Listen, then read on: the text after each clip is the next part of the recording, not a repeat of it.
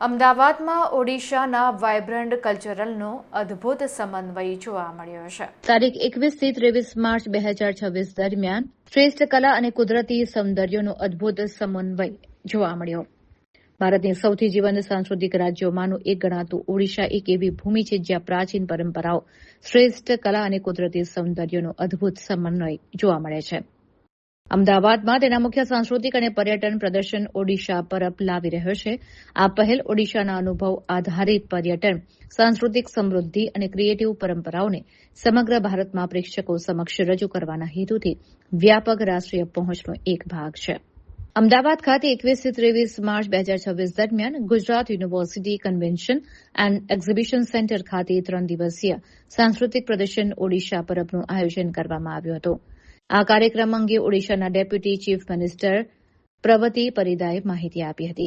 કાર્યક્રમનો ઉદ્દેશ ઓડિશાની જીવંત પરંપરાઓ, કલાત્મક અભિવ્યક્તિઓ અને પ્રવાસન સંભાવનાનો એક અનોખો અનુભવ રજૂ કરવાનો હતો. મુલાકાતીઓને કલાકારો સાથે વાતચીત કરવાની અને દરેક કલા પાછળ રહેલો વારસો અને તેની ખાસ પદ્ધતિઓ વિશે જાણવાની તક મળી.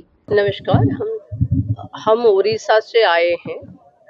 यहाँ उड़ीसा पर्व के नाते अहमदाबाद, गुजरात की अहमदाबाद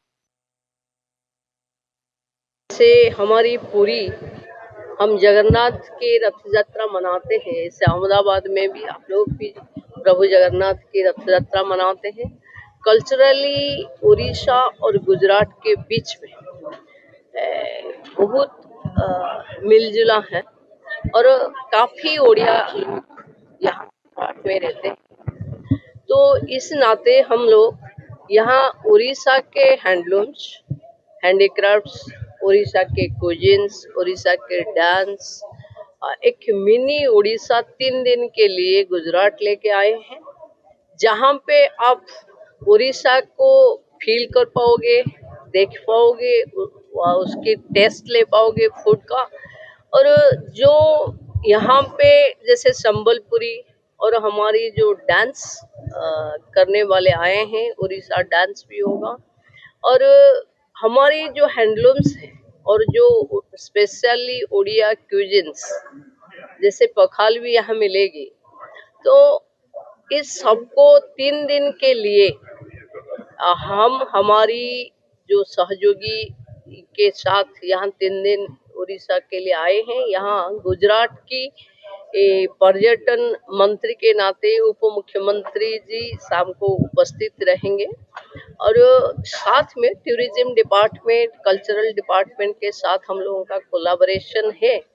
और जो B2B बिजनेस टू बिजनेस को भी बातचीत होगा, जिसमें हमारी जो टूरिज्म पॉलिसी में हम लोग जो कैपिटल सब्सिडी दे रही हैं उसके लिए जो इंटरेस्ट होगी उनके साथ भी बिजनेस की बातचीत होगी। और जो बिजनेस टू गवर्नमेंट भी करना चाहते हैं, जैसे हम ज़्यादातर कुजिन्स को ही सपोर्ट देते हैं, बाहर जो ओडिया कुजिन करेंगे उनके लिए भी वो बातचीत कर सकते हैं। और यहाँ पे उड़ीसा टूरिज्म के लिए उड़ीसा और गुजरात की सहबंधन से एक नई दिशा मिलेगी। इस उम्मीद के साथ हम उड़ीसा पर्व यहाँ लेके आए हैं।